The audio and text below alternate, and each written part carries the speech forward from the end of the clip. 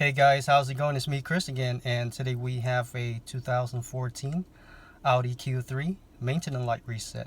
First of all, go ahead and turn your car on without starting. And we're going to be using this screen right here.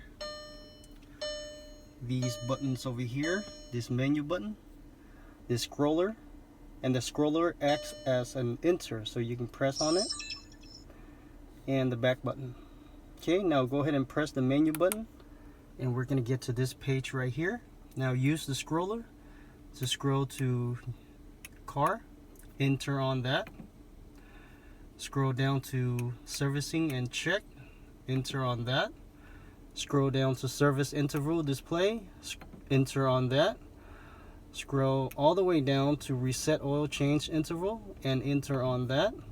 Now scroll up to yes, enter on that, and we are done, guys. Make sure you click that like. Thank you for watching. I'll see you next time. Bye bye.